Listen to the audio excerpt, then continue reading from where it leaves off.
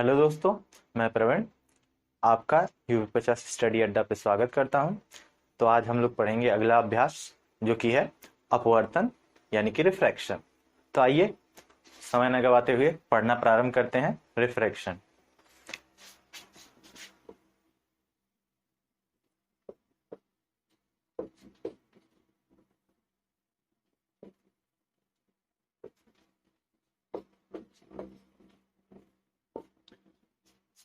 अपवर्तन रिफ्रैक्शन होता क्या है, सबसे पहले ये जानते हैं।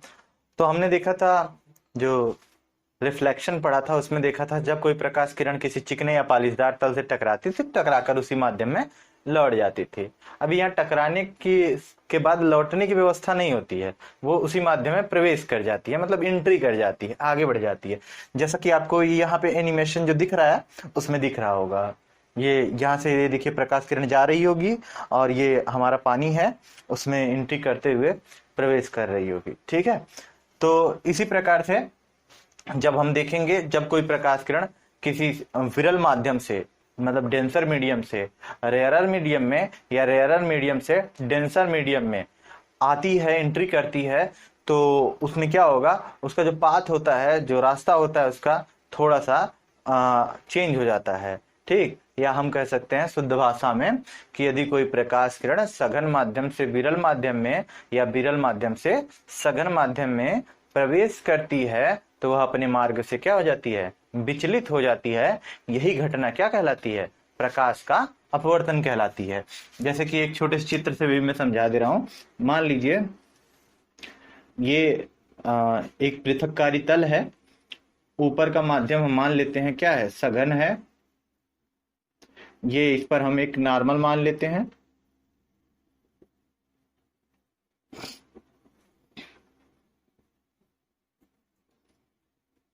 एक नॉर्मल मान लेते हैं।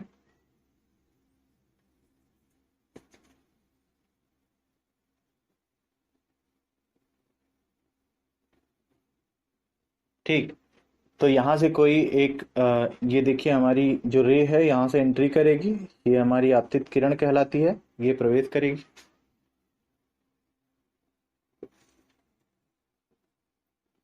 जैसे ही यह फर्स्ट मीडियम से सेकेंड मीडियम में एंट्री करेगी तो दो चीजें होंगी।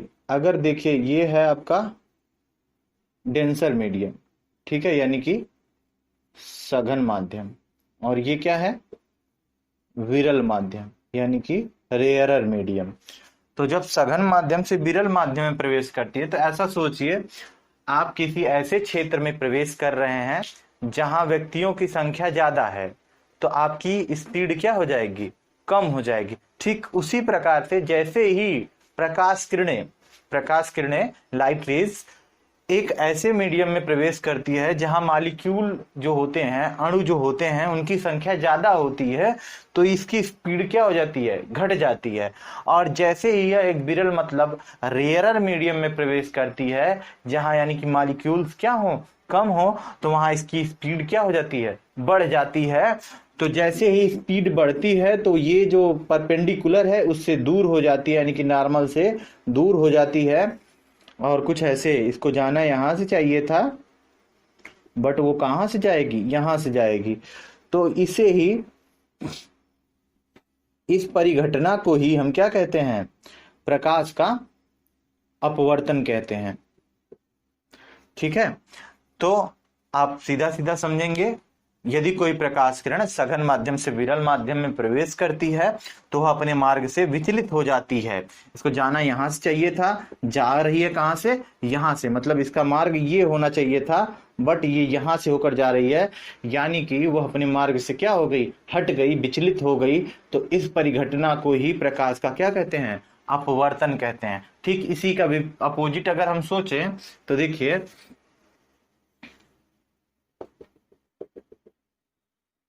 ये हमारा मीडियम विरल होगा यानी कि रेयरर होगा, और ये मीडियम हमारा डेंसर होगा यानी कि सघन होगा।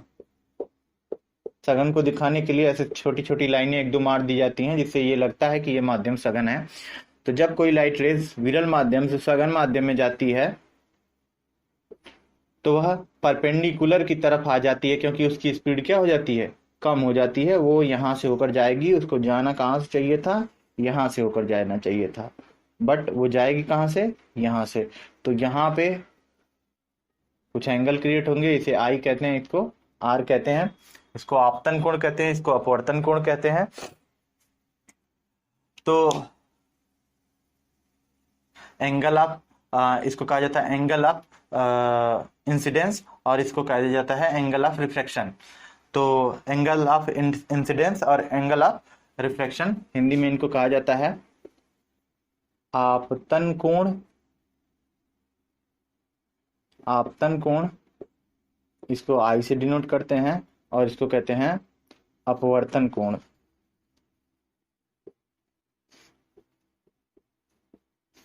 इसको आर से डिनोट किया जाता है।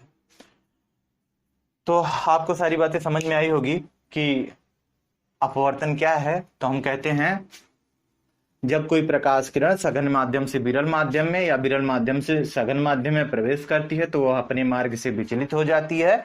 यही परिघटना क्या कहलाती है, प्रकाश का अपवर्तन कहलाती है। बात समझ में आई। इसके बाद आते हैं थोड़ा सा और चीजें समझते हैं। जैसे हमको कभी कभी ये पूछा जाता है, यदि कोई प्रकाश किरण सघन माध्यम से विरल माध्यम में जा रही है तो वह अभिलंब के करीब जाएगी कि दूर हटेगी। तो आप समझिए यहाँ पे कि ये जो अभिलंब है ये है शून्य, ये आपका स्पीडोमीटर है जिसमें स्पीड दिखाई जाती है। तो इसको मान के चलिए ये अभिलंब क्या है, शून्य है। जब अभिलंब शून्य होगा, जब अभिलंब क्या होगा, शून्य होगा, मान के चल रहे हैं, यहाँ पे स्पीड क्या हो जाती है गाड़ी की, शून्य हो जाती है। तो ये स्पीडोमीटर का ये स्पीडोमीटर की निब है जो ये बताती है कि स्पीड बढ़ रही है कि घट रही है। तो अब देखिए, मान लीजिए हम कह रहे हैं खाली स्थान था, ये क्या था, खाली स्थान था, तो आपकी गाड़ी की स्पीड क्या होगी, तेज होगी। तो यहाँ पे गाड़ी 0 से ज्यादा दूर पे है, और जैसे ही वह गाड़ी कहाँ आई, सघन माध्यम में यानी कि डेंसर मीडियम में आई, तो गाड़ी की स्पीड क्या हो गई, स्लो हो गई, यानी कि वो 0 के करीब पहुंच गई। तो यहाँ पे आपको समझ में आ गया होगा कि कब वह दूर होगा, कब करीब होगा। यदि वह किसी भीड़ भाड़ वाले इलाके से यानी कि विरल माध्यम से सघन माध्यम में प्रवेश करेगा तो अभिलंब की तरफ, नॉर्मल की तरफ झुक जाएगा। और यदि वह ठीक उल्टा भीड़ भाड़ इलाके से विरल माध्यम में यानी कि ऐसे खाली इलाके में प्रवेश करेगा तो अभिलंब से दूर हट जाएगा, यानी कि जो किरण है वो अभिलंब से दूर हट जाएगी। तो इस प्रकार से दोनों चीजें आपके समझ में आई होगी, और हम परिभाषा जान चुके हैं, आपको अपवर्तन भी समझ में आ गया होगा। तो एक बार हम लोग फिर से दोहरा लेते हैं इसको कि यदि कोई प्रकाश किरण सघन माध्यम से विरल माध्यम में प्रवेश करती है या विरल माध्यम से सघन माध्यम में प्रवेश करती है तो वह अपने मार्ग से विचलित हो जाती है। यह परिघटना क्या कहलाती है दोस्तों, तो यह परिघटना कहलाती है अपवर्तन, प्रकाश का अपवर्तन। तो आपको एनिमेशन से भी समझ में आ गया होगा और इस तरह से भी समझ में आ गया होगा। अब हम लोग इसके आगे वाला पॉइंट यानी कि अपवर्तन के नियम को पढ़ेंगे। तो दोस्तों अब हम लोग अपवर्तन के नियम पढ़ेंगे यानी कि रूल ऑफ रिफ्रैक्शन पढ़ेंगे। तो जो पहला नियम है अपवर्तन का, तो सबसे पहले देखते हैं नियम नंबर 1। नियम 1 ये है क्या, तो देखिए दोस्तों, जो प्रकाश किरण आती है, प्रवेश करती है, जैसे मान लीजिए ये सघन माध्यम है, ये विरल माध्यम है, तो जो सघन माध्यम में आने वाली जो प्रकाश किरण है उसे कहते हैं आपतित किरण। क्या कहते हैं, आपतित किरण।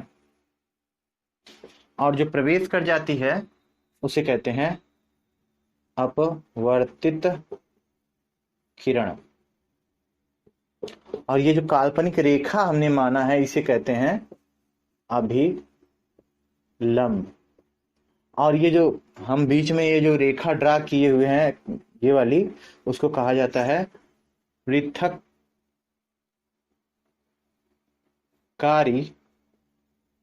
तल। तो आइए अब नियम देखते हैं। नियम हमारा क्या कहता है, हमारा नियम कहता है आपतित किरण, यानी कि जो किरण आ रही है, कौन किरण, आपतित किरण, आपतित किरण। उसके बाद अपवर्तित किरण,